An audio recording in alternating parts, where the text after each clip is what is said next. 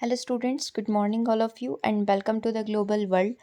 आज हम लोग यहाँ पर कंप्लीट करने जा रहे हैं क्लास 3, जिसमें हम लोग कंप्लीट करेंगे 30 नंबर के क्वेश्चंस, जिसमें आपका पूछा जाएगा 8 नंबर का हिंदी, 5 नंबर का इंग्लिश और 7 नंबर में जीके, जीए, मैथ्स, रीजनिंग और करंट अफेयर्स। ठीक है, और उसके बाद जो बचते हैं 10 नंबर, उसमें आपसे पूछा जाएगा अपना बाल विकास। ठीक है, तो इस तरीके से 30 नंबर का आपका पार्ट है, जो कि वर्ग 1 और वर्ग 2 दोनों में ही कॉमन रहने वाला है।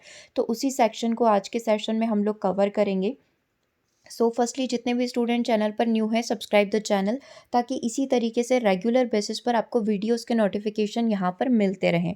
ठीक है, और चैनल पर यदि आप न्यू आए हैं तो सब्सक्राइब ज़रूर से कर लीजिएगा, ताकि कोई भी इंपॉर्टेंट अपडेट होती है, कोई भी वीडियोस आता है तो सबसे पहले वो आप तक पहुँचे।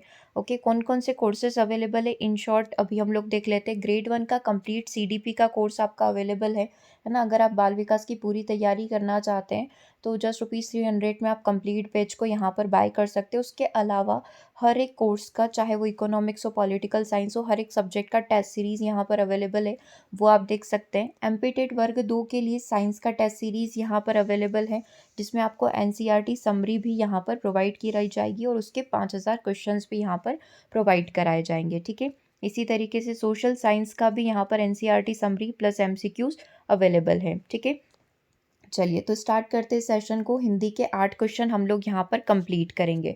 सबसे पहला क्वेश्चन देखिएगा, नायिका जो है उद्ग्रीव रहकर दिन भर गायक की प्रतीक्षा कर रही है। नायिका जो है उद्ग्रीव रहकर दिन भर नायक का प्रतीक्षा कर रही है। ठीक है, तो इसमें जो उद्ग्रीव शब्द है, इसकी वर्तनी सही है कि नहीं है, ये आपको बतानी है। देखो, उद्ग्रीव की जगह क्या हम लोग इस तरीके से उद्ग्रीव शब्द का प्रयोग कर सकते हैं, उद्ग्रीव का कर सकते हैं, उद्ग्रीव का कर सकते हैं, या उत्ग्रीव जो लिखा हुआ है वो करेक्ट है। ठीक है, आपको बताना है। ठीक है, क्या आंसर यहाँ पर करेक्ट होगा इसका। नायिका उद्ग्रीव रहकर दिन भर नायक की प्रतीक्षा करती रही। ठीक है, तो करेक्ट वर्ड क्या है यहाँ पर, ऑप्शन नंबर 1 इज करेक्ट। ठीक है, हम लोग इस तरीके से इसको यहाँ पर बोल सकते हैं, ये चीज़ जो है यहाँ पर करेक्ट है। आप इसको इस तरीके से देख सकते हैं, ये रहा। उद्ग्रीव का मतलब क्या होता है, उद्ग्रीव का मतलब यहाँ पर होता है जो गला ऊपर उठाए हो। मतलब हम लोग बोलते हैं ना, दिन भर राह तकते रहना, तो है ना, इस तरीके से कि बस उसी की राह में दरवाजे पर बैठी हुई है और उसका वेट कर रही है। तो जो सही शब्द है ना, देखो हर एक में कुछ ना कुछ डिफरेंस है। जो सही शब्द है वो ऑप्शन नंबर 1 है, उद्ग्रीव। ठीक है, और हमसे एग्जाम में या क्वेश्चन जो पेपर में पूछा गया था वो उत्त पूछा गया था, तो ये इनकरेक्ट इसका बोल सकते हैं, वर्तनी है। सही क्या हो जाएगा आपका, ऑप्शन नंबर 1 हो जाएगा। ठीक है, नेक्स्ट क्वेश्चन को भी इसी तरीके से देखिएगा, इसमें भी आपको वर्तनी शुद्ध करनी है। कृष्ण भक्ति काव्य में ऐसा बहुत कुछ है जो नित्य और निमित्तिक सांप्रदायिक कामों से संबंधित है। ठीक है, तो निमित्तिक क्या सही वर्ड है, और अगर इनकरेक्ट है तो वहां पर कौन से शब्द का प्रयोग किया जाएगा। नैमित्तिक शब्द का प्रयोग किया जाएगा। नैमित्तिक होगा, मात्रा का फर्क है ना। तीसरे में निमित्तिक लिखा हुआ है और ऑप्शन नंबर डी में आधा त है, निमित्तिक यहाँ पर लिखा हुआ है। ठीक है, करेक्ट आंसर आपको बताना है। करेक्ट आंसर क्या होना चाहिए, कृष्ण भक्ति काव्य में ऐसा बहुत कुछ है जो नित्य और क्या है, नैमित्तिक है ना। नैमित्तिक इज करेक्ट, है ना। अब इसका मीनिंग क्या होता है, इसका मीनिंग आप यहाँ पर देख सकते हैं, जो किसी निमित्त से, किसी पर्पस से यहाँ पर किया गया हो, जो निमित्त उपस्थित होने पर या किसी विशेष प्रायोजन की, जैसे हमारा कुछ हमने लक्ष्य सोच रखा था कि ये कंप्लीट हो जाएगा तो मैं ये करूँगी, मैं गंगा स्नान करूँगी, है ना। तो नैमित्तिक कर्म आप बोल सकते हो, नैमित्तिक स्नान आप बोल सकते हो, नैमित्तिक दान आप यहाँ पर बोल सकते हो। तो इस तरीके से शब्द का प्रयोग आप यहाँ पर कर सकते हैं। तो करेक्ट प्रोनाउंसिएशन क्या है, जो ऑप्शन नंबर 1 में लिखा हुआ है, ये आपका करेक्ट प्रोनाउंसिएशन हो जाएगा। ठीक है, यशोदा में प्रयुक्त संधि का नाम है। यशोदा में कौन सी संधि का प्रयोग हुआ है, तो यश धनदा होता है। ठीक है, तो कौन सी संधि हो गई, विसर्ग संधि इसके अंदर हो गई। क्वेश्चन नंबर 4 देखिएगा, प्रत्युत्पन्नमति शब्द में कौन सा उपसर्ग यहाँ पर लगा हुआ है। एक बार और एग्जाम में ये क्वेश्चन पूछा गया था, उसमें कुछ इस तरीके से था कि प्रत्युत्पन्नमति में आने वाले उपसर्ग और प्रत्यय को पहचानिए। मतलब इसमें प्रत्यय भी होगा। ठीक है, चलो पहचानिए क्या उपसर्ग है और क्या प्रत्यय इसके अंदर है। उपसर्ग क्या होगा ये पहचानना है अभी तो आपको इसके अंदर। तो आंसर क्या हो जाएगा, प्रति इसके अंदर उपसर्ग है और प्रत्यय क्या हो जाएगा, मति हो जाएगा। ठीक है, तो शब्द क्या है ये, प्रति, उत्पन्न और मति, 3 शब्द है इसके अंदर। प्रति उपसर्ग है, और मति इसके अंदर प्रत्यय है। तो आंसर क्या हो गया? ऑप्शन नंबर बी हो गया। और प्रत्युत्पन्न मति का मतलब होता है अतिशीघ्र सोचने समझने की शक्ति, है ना, मतलब आपको बहुत जल्दी चीज़ें समझ में आ जाती है ना, जल्दी से आप सोच लेते हैं, तो ये होता है आपका प्रत्युत्पन्न मति। आंसर क्या हो जाएगा? ऑप्शन नंबर बी हो जाएगा। चलिए नेक्स्ट क्वेश्चन नंबर 5 को देखिएगा। निम्न पद में एक प्रत्यय लगने से बने हैं कुछ, ये आपके सामने ऑप्शंस रखे गए, इनमें से कुछ जो है जिनमें एक प्रत्यय लगा हुआ है, इसमें से ऐसा कौन है जिसमें एक प्रत्यय नहीं लगा हुआ है? सामाजिक, भौमिक, प्रक्षिक और देविक। देवधन एक, देविक, समाजधन एक, सामाजिक, भौमधन एक, भौमिक। तो प्रक्षिक अपने आप में जो है एक वर्ड है। आंसर क्या हो जाएगा? ऑप्शन नंबर सी। प्रक्षिक में कोई उपसर्ग कोई प्रत्यय नहीं है। चलिए क्वेश्चन नंबर 6 को देखिएगा।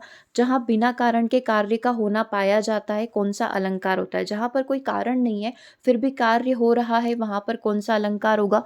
विरोधाभास अलंकार होगा, विशेषोक्ति अलंकार होगा, विभावना होगा, भ्रांतिमान।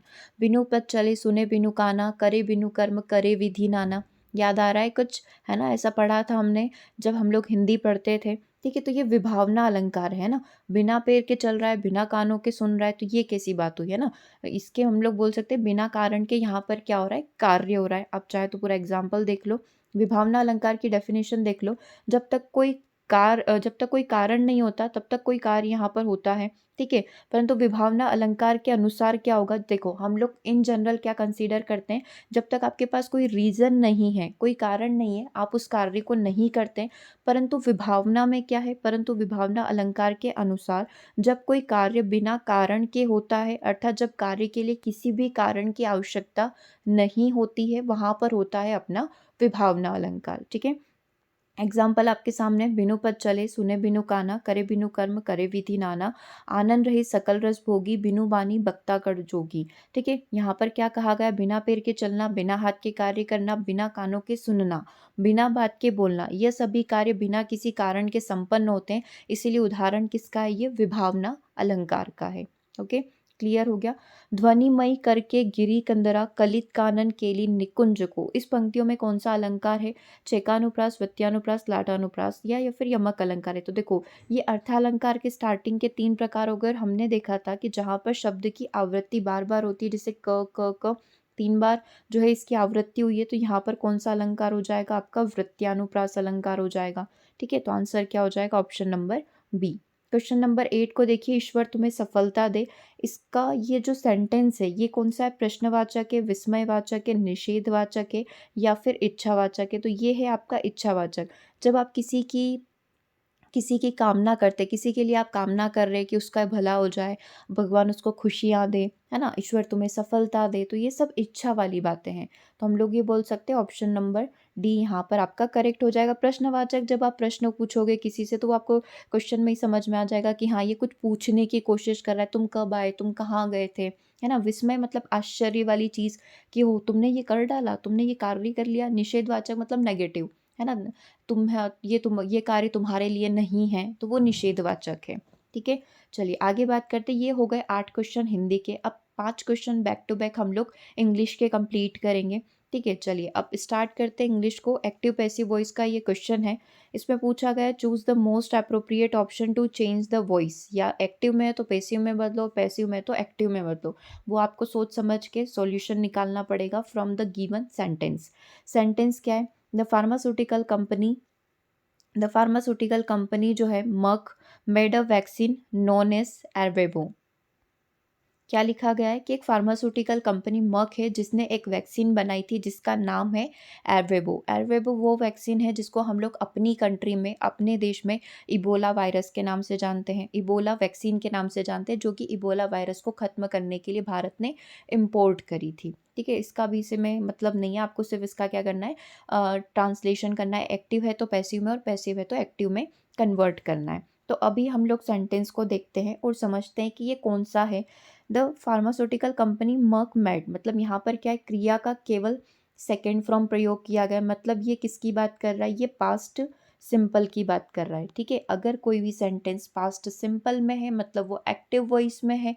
ठीक है, एक्टिव वॉइस को हम लोग पैसिव वॉइस में कन्वर्ट करेंगे तो पास्ट सिंपल यहाँ पर किस में कन्वर्ट हो जाएगा? पास्ट कंटिन्यूअस में यहाँ पर कन्वर्ट हो जाएगा। ठीक है, तो करना है हमको कन्वर्ट।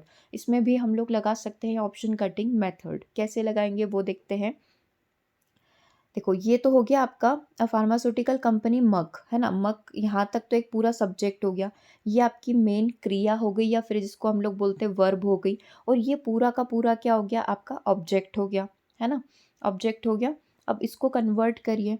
तो सबसे पहले ऑब्जेक्ट को आगे लेकर आ जाएंगे, अ वैक्सीन नोन एज एरवेबो, है ना। तो इस एरवेबो को आगे लेकर आ जाओ, अ वैक्सीन नोन एज एरवेबो सब में लिखा हुआ है, मतलब यहाँ से तो पता नहीं चलेगा कि कौन सा आंसर आपका करेक्ट है। थोड़ा और आगे बढ़ते हैं। अब आप क्या करेंगे, क्रिया को चेंज करेंगे, एक्टिव से पैसिव में करेंगे। तो मैड किस में चेंज हो जाएगा, वॉज। और वॉज के बाद क्या आएगा, क्रिया का पैसिव वॉइस में क्रिया का थर्ड रूप आ जाएगा। ठीक है, क्योंकि ये सेकंड फॉर्म है तो यहाँ पर हम लोग कर देंगे वॉज मैड। ठीक है, क्योंकि क्रिया का थर्ड रूप अगर हम लोग बनाएंगे, वॉज के बाद क्रिया का थर्ड रूप लगेगा, तो ये क्या हो जाएगा, वॉज मैड यहाँ पर हो जाएगा। तो अ वैक्सीन वॉज मैड। तो बाकी के सेंटेंस को आप इनकरेक्ट बता सकते हैं, जैसे कि यहाँ पर हैज़ लगा हुआ है तो ऑप्शन नंबर डी आपका आंसर नहीं हो सकता है ना। यहाँ पर वॉज लगा हुआ है तो हो सकता है, अभी देखेंगे, है ना। इज लगा हुआ है तो बी भी आपका आंसर यहाँ पर नहीं होगा। ए में क्या लिखा हुआ है, वॉज लिखा हुआ है, लेकिन वॉज के साथ बिंग लिखा हुआ है।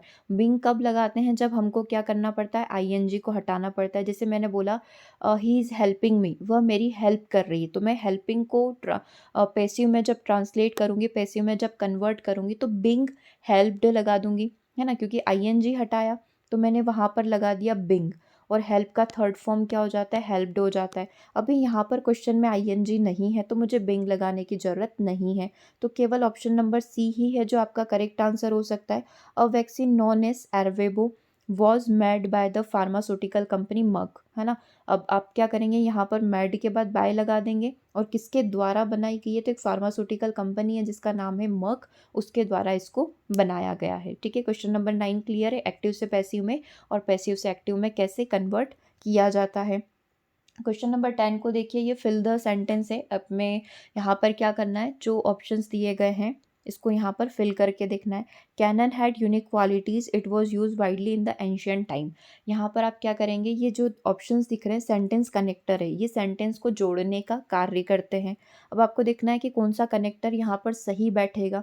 देखो हमको पता है कि सच के साथ हमेशा दैट आता है, अगर सच आया तो दैट डेफिनेटली आएगा, है ना। तो अब दूसरा देखिए, सो लिखा हुआ है यहाँ पर, सो के साथ हमेशा दैट आता है, लेकिन सच के साथ कभी भी सो नहीं आ सकता।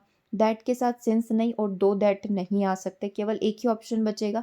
अगर आपको क्वेश्चन नहीं भी समझ आ रहा है तो भी आप यहाँ पर कनेक्टर सेंटेंस कनेक्टर करके एक चैप्टर है, उसको ज़रूर से पढ़ लेना, है ना। किसके साथ क्या आता है, इफ़ के साथ क्या आता है, सच के साथ क्या आता है। तो देखो cannon had a such unique quality, cannon में कुछ ऐसी क्वालिटीज़ थी जिसकी वजह से that it was use widely in ancient time, जिसकी वजह से उसको एंशियंट टाइम में काफ़ी ज़्यादा यूज़ किया जाता था, वाइडली लेवल पर, बड़े लेवल पर उसका प्रयोग किया जाता था। मतलब आंसर क्या हो जाएगा आपका, सच दैट हो जाएगा। क्वेश्चन नंबर 12 को देखिएगा। यस 11 आई थिंक इसमें से मिस हो गया है, चलो कोई बात नहीं। 12 को देखिए, डिस्क्लोज का समानार्थी शब्द आपको निकालना है। एक क्वेश्चन और हम लोग लास्ट में कंप्लीट कर लेंगे। डिस्क्लोजर जो है इसका समानार्थी शब्द क्या है, क्लोज्ड है, हैटर्ड है, रिविल है, जस्ट ओपन है। ठीक है, हम लोग बोलते हैं कि अब ये जो चीज़ है हम लोग उसको डिस्क्लोज करने वाले हैं। डिस्क्लोज करना मतलब किसी सरप्राइजिंग चीज़ को सामने लेकर आने वाले हैं। तो क्या इसका क्लोज्ड करना, तो हम लोग बोल सकते हैं नेगेटिव हो जाएगा, तो नहीं हो सकता, हमको समानार्थी निकालना है। हेटर्ड मतलब एक वो हम लोग बोलते हैं ना, हमने इसको बहुत हेट, मैं इसको बहुत हेट करती हूँ, है ना, नफरत वाली चीज़, तो बी भी नेगेटिव हो गया। जस्ट ओपन नहीं हो सकता कि जस्ट खोला, है ना। हम लोग इसको बोल सकते हैं कि सरप्राइज को क्या किया जाता है, रिवील किया जाता है, सबके सामने लाया जाता है। वैसे ही डिस्क्लोज का एक समानार्थी शब्द क्या हो सकता है, रिवील हो सकता है। हम लोग बोल सकते हैं करेक्ट आंसर क्या हो जाएगा, ऑप्शन नंबर सी हो जाएगा। चलिए क्वेश्चन नंबर 13 को देखिए, choose the most appropriate option to change the voice. Active से पैसिव में और या फिर पैसिव से एक्टिव में आपको कन्वर्ट करना है, वो आपको सेंटेंस देखकर समझ में आएगा। ठीक है, इसने क्वेश्चन में मेंशन नहीं किया है। शी इज़ हेल्प्ड बाय मी, देखो इसके साथ हमेशा हम जब टेंस पढ़ते हैं तो आईएनजी आता है, is helping, is working, is doing, है ना, ये सारी चीज़ें। तो इसके साथ अगर क्रिया का थर्ड फॉर्म आ रहा है मतलब कि वो किस में है, पैसिव फॉर्म में है। और देखो, और आपकी समाधान के लिए यहाँ पर बाय भी लिखा हुआ है, इससे भी आपको आइडिया लग गया कि ये पैसिव वॉइस का है। तो अब आपको कन्वर्ट किस में करना है, पैसिव से एक्टिव में यहाँ पर कन्वर्ट करना है। शी इज़ हेल्प्ड बाय मी, उसकी हेल्प करी गई किसके द्वारा, मेरे द्वारा, है ना। तो अब आप क्या करिए, इसको पूरा रिवर्स कर दो, एक्टिव में कर दो। मी जो है इसको आगे लेकर आ जाओ, है ना। मी जो आपका सब्जेक्ट है इसको आगे लेकर आ जाओ, तो मी किस में कन्वर्ट हो जाएगा, आई में कन्वर्ट हो जाएगा। अब देखो आई यहाँ पर लिखा हुआ है, यहाँ पर लिखा हुआ है, that means option number B negative है, ऑप्शन नंबर सी आपका आंसर नहीं हो सकता, क्योंकि इसने शुरुआत करी है यू और शी से, ठीक है। तो बी और सी आपका आंसर नहीं हो सकता। शी इज हेल्प्ड बाय मी में से मी आप आगे लेकर आ गए, आई हो गया। इज हेल्प्ड, है ना, मतलब हम लोग बोल सकते हैं ये किसकी बात हो रही है, प्रेजेंट कंटिन्यूअस की बात हो रही है। इसको आप क्या करिए, रिवर्स लेकर आइए, तो आप इसको प्रेजेंट सिंपल में बदल दीजिए, है ना। क्रिया का जो आप लोग बोलते हैं ना कि फर्स्ट वाली फिंगर पे यदि आपने टेंस याद करें तो पहला वाला जो हिस्सा है प्रेजेंट सिंपल में बदल दीजिए। तो प्रेजेंट सिंपल में क्या होता है कि एस या ई एस लगाते हैं हम लोग केवल, ठीक है। तो आई के साथ क्या लगेगा, एस या ई एस लगता है क्या, नहीं लगता है। जो भी वर्ब है उसमें एस या ई एस नहीं लगेगा, तो वर्ब क्या है, हेल्प है। तो आई हेल्प, ठीक है। अब क्या करेंगे, ऑब्जेक्ट लेकर आ जाएंगे। शी का क्या हो जाएगा, हम लोग देखते हैं, हर हो जाएगा। ही का हिम हो जाएगा, आई का मी होता है ना। तो शी का क्या हो जाएगा, हर हो जाएगा। तो आई हेल्प हर यहाँ पर करेक्ट आ जाएगा। अगर ऐसा डाउट है कि नहीं हमसे रिवर्स नहीं बन रहा है तो ऑप्शन से सॉल्व कर लो। आई हेल्प हर को एक्टिव में पैसिव में कन्वर्ट करके देख लो, तो इसका जब पैसिव ट्रांसलेशन करेंगे तो वापस से यही हो जाएगा, शी इज़ हेल्प्ड बाय मी, ठीक है। ऑप्शन नंबर 1 करेक्ट है। यहाँ पर डी हो सकता था, लेकिन डी में इसने क्या करा, ईडी लगा दिया, वर्ब का दूसरा रूप लगा दिया जो कि पास्ट की बात करता है। और हमको किस में बनाना है, ईज देखकर लग रहा है कि प्रेजेंट में ही बनाना है। ईज एम आर लगता है मतलब प्रेजेंट है, वॉज वर है मतलब पास्ट है, will shall will be shall be, will have will have been shall have been, अगर ये सब होते मतलब फ्यूचर की बात हो रही है, ठीक है। आई थिंक वॉइस के बेसिक कॉन्सेप्ट तो हमें क्लियर करने ही पड़ेंगे। चलो ये तो हो गई इंग्लिश की बात। अब हम लोग यहाँ पर जीके जीएस रीजनिंग और मैथ्स पर आ जाते हैं। भारत में गन्ना सबसे अधिक कहाँ पर पाया जाता है, यूपी में पाया जाता है, तो सी आंसर आपका करेक्ट है। 15 और 16 नंबर का क्वेश्चन देखिएगा, भारत कब से संयुक्त राष्ट्र का सदस्य है, तो सिंस 1945, 1945 से भारत संयुक्त राष्ट्र का सदस्य और WHO का भी है, ठीक है। वह पहली भारतीय स्क्वैश खिलाड़ी, ये आपका जनरल नॉलेज का क्वेश्चन था, ठीक है, जीके का। और ये आपका जीए जनरल अवेयरनेस का क्वेश्चन है, ठीक है। भारतीय स्क्वैश खिलाड़ी जिसकी विश्व रैंकिंग में 10 शीर्ष खिलाड़ियों में उसने अपना स्थान प्राप्त किया है, वो कौन है। स्क्वैश में टॉप 10 में आ चुकी है, वो है इंडिया की अपनी दीपिका पल्लीकल। आंसर क्या हो जाएगा, ऑप्शन नंबर बी हो जाएगा, दीपिका पल्लीकल जो है आपका यहाँ पर करेक्ट आंसर है। इसका आंसर हो गया ऑप्शन नंबर 1 और इसका हो गया ऑप्शन नंबर बी, ठीक है। आगे बात करते हैं क्वेश्चन नंबर 17, भारत का सबसे लंबा बांध कौन सा है। भारत का सबसे लंबा बांध है हीराकुंड बांध, जो कि ओडिशा के अंदर स्थित है।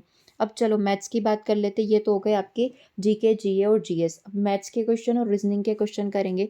2 अंकों वाली संख्या के दोनों अंकों का योग कितना है, 7 है, ठीक है। 2 अंकों की एक संख्या है और उसके जो दोनों अंक हैं, मान लो एक अंक x है और दूसरा अंक y है, इन दोनों अंकों का योग कितना दे रखा है, 7 दे रखा है। ये आपकी पहली इक्वेशन बन गई। यदि संख्याओं में, यदि जो संख्या है जो मान लो 25 52 34 43 कोई भी एक संख्या होगी, उसमें मैंने 27 जोड़ा, तो मेरा अंकों का जो क्रम है, 25 था तो 52 हो जाएगा, 52 है तो 25 हो जाएगा। अंकों का क्रम उलट जाता है तो आपको बताना है वह संख्या कौन सी है, ठीक है। अगर एक संख्या है ना, 2 अंकों की संख्या को कैसे लिखा जाता है, 10x + y से लिखा जाता है, क्योंकि ये इकाई का अंक है और ये दहाई का अंक है, इसलिए, ठीक है। आई थिंक ये लॉजिक हमें पता है, ठीक है। संख्या में मैंने क्या कर दिया, अगर इस संख्या में मैंने 27 जोड़ दिया तो मेरा जो अंकों का क्रम है वो रिवर्स हो जाएगा, मतलब मेरी संख्या क्या हो जाएगी, 10y + x है, अगर 43 थी तो कितनी हो जाएगी, 34 हो जाएगी, ठीक है। तो इस तरीके से इक्वेशन बन गई, इसको सॉल्व कर लो, ठीक है। सॉल्व कर लें, इसको थोड़ा सा कलर चेंज कर लेते हैं, इसको भी हटा देते हैं। चलो इसको सॉल्व करो फटाफट से, क्या आंसर आएगा। 10x में से एक x गया, मतलब इधर उधर हम लोग करेंगे, है ना, इक्वेशन बनाएंगे। 10x में से एक x गया, नो x। y में से 10y गया, मतलब माइनस का 9y, क्योंकि 10 बड़ा इधर आएगा तो माइनस का 10 हो जाएगा। 27 उधर जाएगा तो माइनस का 27 हो जाएगा, ठीक है। यहाँ तक क्लियर है।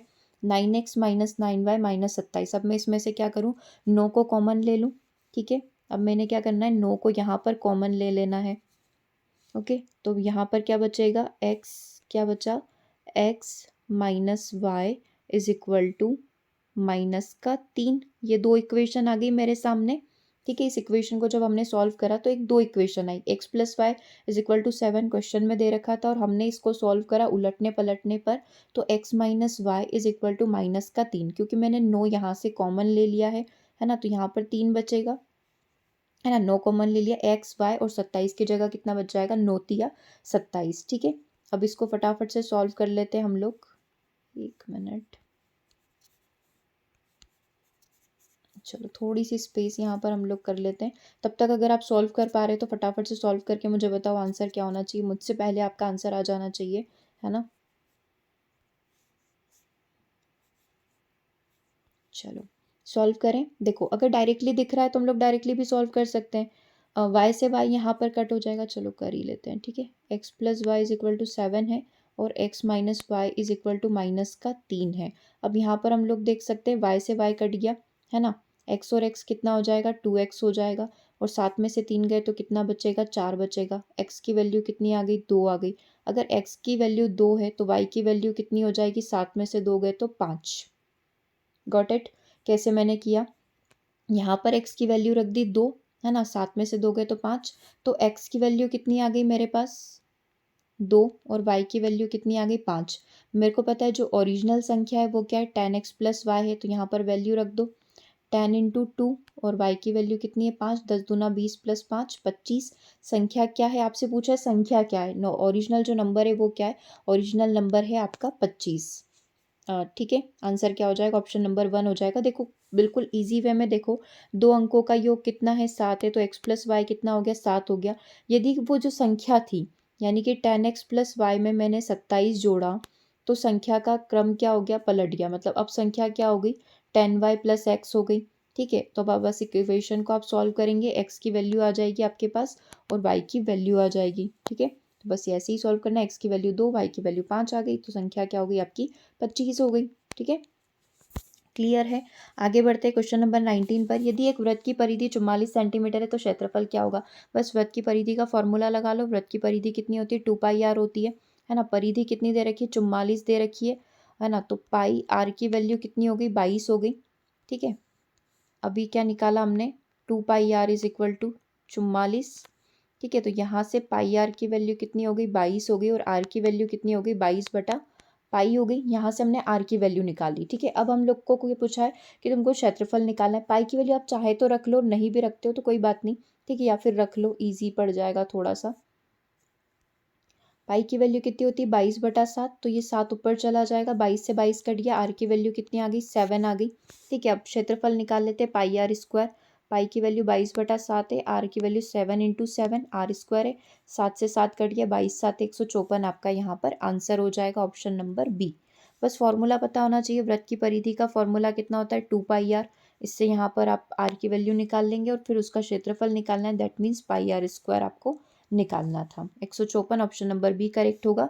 चलिए, यदि संख्या 62532915 यदि 6 से पूर्णतया विभाजित है, 6 से कंप्लीटली डिविजिबल है, तो ए के स्थान पर क्या आएगा, और ए के स्थान पर सबसे बड़ा अंक क्या हो सकता है। कोई भी हो सकता है 1 से लेकर 9 तक, लेकिन आपको बताना है कि सबसे बड़ी संख्या यहाँ पर प्रोबेबिलिटी किसकी होगी होने की।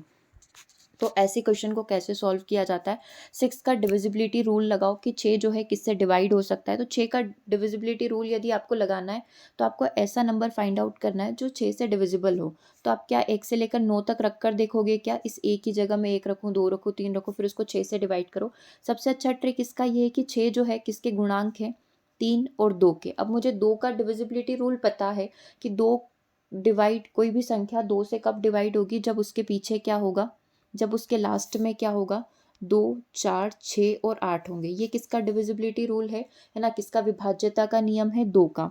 ऑप्शन से सॉल्व करते हैं, 5 आपका आंसर नहीं हो सकता है, 9 नहीं हो सकता है, मतलब या तो आंसर ऑप्शन नंबर बी होगा या फिर ऑप्शन नंबर सी होगा। मतलब आंसर जो होगा आपका 6 और 8 में से एक होगा। ठीक है, इतना मुझे पता चल गया। ठीक है, तो अब मैं इसको यहाँ से हटा देती हूँ। मुझे क्या पता चल गया कि जो आंसर होगा वो क्या होगा, 6 और 8 में से एक होगा। ठीक है, अब ये 2 का डिविजिबिलिटी रूल पता चल गया, यानी कि ऑप्शन नंबर बी और सी में से एक होना चाहिए। अब 3 का डिविजिबिलिटी रूल लगाते हैं। 3 का डिविजिबिलिटी रूल हमको क्या बोलता है, 3 का ये बोलता है कि जो नंबर है ना, वो किससे डिवाइड होना चाहिए, 3 के पहाड़े में वो नंबर आना चाहिए। हमको बस इतना पता है 3 का डिविजिबिलिटी रूल का कॉन्सेप्ट। तो इन सारे संख्या का जो सम है अगर आप करेंगे तो वो 3 से डिवाइड होना चाहिए। जोड़ लो सारी संख्या को, 6 और 2 8, 8 5 13, 13 और 3 16, 16 और 2 18, 18 और 9 27, 27 और 1 28, है ना। 28 और 5 29, 30, 31, 32 और 33 होते हैं, ठीक है ना। अब यहाँ पर तो 33 हो गया, लेकिन ए कोई एक ऐसा नंबर हो सकता है, ठीक है। अब हमारे पास ऑप्शन क्या है, या तो 6 हो सकता है ए, या फिर ए की वैल्यू कितनी हो सकती है, 8 हो सकती है, क्योंकि 5 और 9 तो नहीं होगा, क्योंकि इसमें 2 वाला जो डिविजिबिलिटी रूल है वो नहीं लग रहा है, ठीक है। तो आंसर या तो 6 होना चाहिए या फिर 8 होना चाहिए। अब देखो, अगर मैं यहाँ पर 6 करती हूँ, है ना, तो 33 और 6 कितने हो जाएंगे, समझ रहे हो। 33 और 6 कितने हो जाएंगे, 39 हो जाएंगे। मुझे ये पता चल गया 33 और 6 कितने हो गए, 39 हो गए। क्या 3 के पहाड़े में, या फिर मैं 3 का अगर इसमें भाग लगाऊं तो 39 आ जाएगा। और ऐसे भी देखो तो 3 और 9 को भी जोड़ लो 12। क्या 3 के पहाड़े में 12 आता है, बिल्कुल आता है। और अगर आंसर आपका मतलब अगर आपने जोड़ा और 39 आया तो 3 को 39 से डिवाइड करके देख लो, 13 बार आएगा। मतलब पूरा कंप्लीटली डिविजिबल है 3 से, मतलब ये आंसर आपका हो सकता है ना। इसने क्या बोला, सबसे बड़ी संख्या निकालो। अब 8 भी करके देख लो। अब मैं 33 में 8 जोड़ूं तो कितना आएगा, 41 आ जाएगा। क्या 41 3 के पहाड़े में आता है, या फिर 3 से डिविजिबल है क्या, नहीं है। तो 8 आपका आंसर नहीं हो सकता है। आंसर क्या होगा आपका, 6 होगा, यानी कि ऑप्शन नंबर बी आपका करेक्ट हो जाएगा। इसने बोला है मैक्स टू मैक्स नंबर निकालो। अगर यहाँ पर जो है हम लोग देखते कि 41 की जगह मान लो 42 आता, कैसे भी करके अगर हम लोग 42 लेकर आते, मतलब एक जो हमारा नंबर 9 होता, अगर वो 42 होता तो डेफिनेटली हम लोग क्या कर सकते थे, उसको सिलेक्ट कर सकते थे मैक्स वाले नंबर को। लेकिन अभी क्या करना था हमको, 6 और 8 में से एक देखना था, है ना। 8 से वो जो है 3 से डिविजिबल नहीं हो रहा था, तो बड़ा नंबर क्या हो जाएगा, यहाँ पर बचा भी 6 ही है। आंसर क्या हो जाएगा, ऑप्शन नंबर बी हो जाएगा, ठीक है। ये तो हो गई आपके मैथ्स के क्वेश्चन। अब हम लोग फटाफट से 10 क्वेश्चन यहाँ पर कंप्लीट कर लेते हैं सीडीपी के। बाल केंद्रित शिक्षा में बच्चे कैसे सीखते हैं, इंडिविजुअल और कलेक्टिव दोनों रूप में, टीचर से, व्यक्तित्व रूप से या फिर सामूहिक रूप से। तो बाल केंद्रित शिक्षा जो होती है, चाइल्ड सेंटर जो क्लासरूम होता है, बच्चे इंडिविजुअली और कलेक्टिव ग्रुप दोनों में ही सीखते हैं। लर्निंग बाय डूइंग की बात होती है, खुद करके सीखो, दूसरों के सहयोग से भी सीखो, दूसरों को भी सहयोग करो, मतलब पीयर लर्निंग। आंसर क्या हो जाएगा, ऑप्शन नंबर 1 हो जाएगा। क्वेश्चन नंबर 22 को देखिएगा। प्राइमरी लेवल पर, प्राथमिक स्तर पर एक शिक्षक में निम्नलिखित में से सबसे महत्वपूर्ण विशेषता होती है। टीचर में क्या सबसे महत्वपूर्ण विशेषता होती है, शिक्षण पद्धति और विषयों के ज्ञान में दक्षता का होना, धैर्य व दृढ़ता का होना, अति मानक भाषा में पढ़ाने की दक्षता, और ईगरनेस टू टीच, पढ़ाने की उत्सुकता का होना। देखो प्राइमरी लेवल पर टीचर में बहुत ही ज़्यादा ना, एक बोलते हैं पेशेंस होना चाहिए, क्योंकि बच्चों को पढ़ाने के लिए ना आपके अंदर वो क्षमता होना चाहिए कि आप बच्चों को झेल पाओ, ठीक है। तो हम लोग बोल सकते हैं प्राइमरी लेवल पर सबसे ज़्यादा ज़रूरी चीज़ क्या है, धैर्य व दृढ़ता का होना। चलिए क्वेश्चन नंबर 23 को देखिए। वर्तमान समय में बाल केंद्रित शिक्षा पर जोर दिया जाता है, कौन सी बाल केंद्रित शिक्षा की विशेषता यहाँ पर नहीं है। बालक के मनोविज्ञान को समझना, बालक को केवल तथ्यात्मक ज्ञान से अवगत करवाना। देखो यही क्या हो जाएगा, इनकरेक्ट हो जाएगा, क्योंकि यही पता चल गया कि बच्चों को सिर्फ फैक्ट नहीं सिखाने, उसका ओवरऑल डेवलपमेंट हमें करना है। तो ऑप्शन नंबर बी आपका करेक्ट हो गया। बाकी ऑप्शन नंबर सी बोल रहा था बच्चों की समस्याओं को दूर करना, बच्चों के ओवरऑल डेवलपमेंट पर फोकस करना। सारी चीज़ें ज़रूरी है, कौन सी नहीं है, केवल फैक्ट की बात। चलिए क्वेश्चन नंबर 24, बिंघम के अनुसार अभिवृत्ति परीक्षण से क्या पता चलता है। एप्टीट्यूड टेस्ट जो होता है बच्चों के किस बारे में हमें बताता है, तो एप्टीट्यूड टेस्ट हमें बताता है बच्चों के परफेक्शन के बारे में, कि हमारे बच्चे किस चीज़ में परफेक्ट हैं, ठीक है। तो ये या क्या बोल रहा है, मूल स्वभाव, ये व्यवहार की बात कर रहा है, ठीक है। ऑप्शन नंबर बी किसकी बात कर रहा है, आनुवंशिकता की बात कर रहा है, और ऑप्शन नंबर डी भी आनुवंशिकता की बात कर रहा है। और ऑप्शन नंबर सी को देखें तो ये बात कर रहा है the readiness to acquire proficiency and exercise ability, प्रवीणता और अभ्यास करने की तत्परता की। तो सी आंसर ही क्या हो जाएगा आपका, करेक्ट हो जाएगा कि हाँ, the readiness to acquire proficiency and exercise ability, बच्चा किस चीज़ में प्रोफिशिएंट है, किस चीज़ में परफेक्ट है। क्वेश्चन नंबर 25 को देखिए। किसी व्यक्ति के आकलन को बाहरी और आंतरिक दो आयामों में निर्धारित किया है, किसने किया है, जिसमें पर्सनालिटी दो प्रकार की होती है, एक्सट्रोवर्ट और इंट्रोवर्ट होती है, किसने किया है, हैंस आइंसैक ने किया है। आंसर क्या हो जाएगा आपका, ऑप्शन नंबर बी हो जाएगा, क्योंकि रेमंड कैटल का जो है 16 पीएफ फैक्टर है, ये आपका आंसर नहीं हो सकता। फ्रायड तो साइकोसेक्सुअल थ्योरी के जनक है, और अल्बर्ट बांडुरा ऑब्जर्वेशनल थ्योरी के बारे में बताते हैं, अवलोकनात्मक अधिगम के बारे में बताते हैं। 26 को देखिए। निम्नलिखित में से कौन सी प्रक्षेपण तकनीक व्यक्तित्व का आकलन करती है, इन चारों में से कौन सी प्रोजेक्टिव टेक्निक है जो पर्सनालिटी को बताएगी, है ना। तो आंसर क्या हो जाएगा, आईबीटी टेस्ट हो जाएगा ऑप्शन नंबर 1, है ना। रोशा शाही धब्बा ही है जो पर्सनालिटी को यहाँ पर बताता है, और ये किसकी टेक्निक है, प्रोजेक्टिव प्रक्षेपी टेक्निक है। बाकी ये तीनों सब्जेक्टिव एंड ऑब्जेक्टिव टेक्निक है, ठीक है। और हमसे पूछा था प्रोजेक्टिव कौन सी है, पर्सनालिटी को 3 तरीके से चेक किया जाता है, सब्जेक्टिव, ऑब्जेक्टिव और प्रोजेक्टिव, ठीक है। तो हमारा आंसर क्या हो जाएगा, ऑप्शन नंबर 1 हो जाएगा। हम लोग थोड़ा फास्ट अभी इसलिए कर रहे हैं क्योंकि सीडीपी के जो अभी सीरीज़ चल रही है उसमें हम लोग ये क्वेश्चन कंप्लीट कर चुके हैं, ठीक है। अगर आप सीडीपी की 6 PM सीरीज़ में बैठे हैं तो आई थिंक आपको सारे ही आंसर यहाँ पर ही ध्यान होंगे, है ना। और अगर आप न्यू हैं तो ज़रूर से आप 6 PM लाइव बैच में आइए, वहाँ पर हम मंडे टू फ्राइडे जो है डेली सीडीपी के क्वेश्चंस को सॉल्व कर रहे हैं, उनकी प्रैक्टिस कर रहे हैं। ओके, 27 की बात करते हैं। यदि बच्चे की कालानुक्रमित आयु और मानसिक आयु 15 वर्ष है तो वो कौन सी कैटेगरी में होगा। मतलब एक बच्चा जो है जिसकी मेंटल एज 15 है और क्रोनोलॉजिकल एज भी 15 है, ठीक है। तो आईक्यू का फॉर्मूला लगा लेते हैं, mental as divide by chronological age into 100, तो आईक्यू क्या आ गया, 100 आ गया। और अगर किसी बच्चे का आईक्यू 100 है या 90 से 100 के बीच में है या 100 भी है तो उसको साधारण बालक माना जाता है, तो उसका इंटेलिजेंस कैसा होगा, नॉर्मल इंटेलिजेंस यहाँ पर होगा। चलिए 28 को देखिए, कक्षा में क्या देकर बच्चों की रचनात्मकता को उचित रूप से सामने लाया जा सकता है, होमवर्क, टिप्पणी, आरोपण या फिर असाइनमेंट्स। तो बच्चों को आप होमवर्क देंगे, नोट्स देंगे, इम्पोजिशन देंगे। इम्पोजिशन मतलब आप उनको कुछ स्टेटमेंट दे रहे हैं कि तुम अच्छे हो, तुम बुरे हो, ऐसे करके कुछ, है ना। मतलब आरोप प्रत्यारोप कर रहे हो। हम लोग बच्चों को असाइनमेंट्स दे सकते हैं, असाइनमेंट दैट मीन्स कोई प्रोजेक्ट यहाँ पर दे सकते हैं कि तुमको ये कार्य करना है, तुमको ये एक्टिविटी करके लानी है, इस तरीके से। तो डेफिनेटली इससे बच्चों की क्रिएटिविटी को बढ़ावा मिलेगा। चलिए 29 को देखते हैं, एक शिक्षक के रूप में आप समावेशी शिक्षा में किस प्रकार की रणनीति का पालन करेंगे, ऑल ऑफ दी अबो, सहकर्मी, सहकारी या फिर सहयोगात्मक। डेफिनेटली तीनों ही करोगे। मेरा फ्रेंड आपके फ्रेंड के साथ, मतलब 2 फ्रेंड आपस में मिलकर पढ़ लेंगे, ग्रुप स्टडी कर लेंगे, सब एक दूसरे को सहयोग करेंगे, है ना, कोलैबोरेटिव लर्निंग होगी। तो सारे ही तरीकों का प्रयोग यहाँ पर हो सकता है। क्वेश्चन नंबर 30 को देखिए, जब सेमेस्टर के अंत में परीक्षा दी जाती है तो उसे क्या कहा जाता है। जब कोई एग्जाम बिल्कुल लास्ट में होती है ना, उसको क्या कहा जाएगा, समेटिव, डायग्नोस्टिक, अंतरिम या फिर फॉर्मेटिव। समेटिव करेक्ट हो जाएगा ऑप्शन नंबर 1। देखो जो लास्ट में दी जाती है वो समेटिव होती है, जब कमज़ोरी का पता लगाया जाता है तो वो डायग्नोस्टिक होती है। अंतरिम इन जनरल कभी कभी हम लोग टेस्ट ले लेते हैं, वो अंतरिम है। और थ्रू आउट द ईयर पूरे साल भर बच्चों का जो एनालिसिस किया जाता है, उनके जो मिड सेम टेस्ट लिए जाते हैं, वो सारे के सारे फॉर्मेटिव होते हैं। तो यहाँ पर एंड में लेने वाला तो केवल कौन है, समेटिव है। आंसर क्या हो जाएगा, ऑप्शन नंबर 1 हो जाएगा, ठीक है। तो ये 30 क्वेश्चन हम लोगों ने यहाँ पर कंप्लीट कर लिए। एक बार फटाफट से अपना स्कोर ज़रूर से शेयर कर दीजिएगा, स्कोर यहाँ पर क्या रहा है। ओके, और सेशन को ज़्यादा से ज़्यादा आप शेयर ज़रूर से कर दीजिएगा, ठीक है।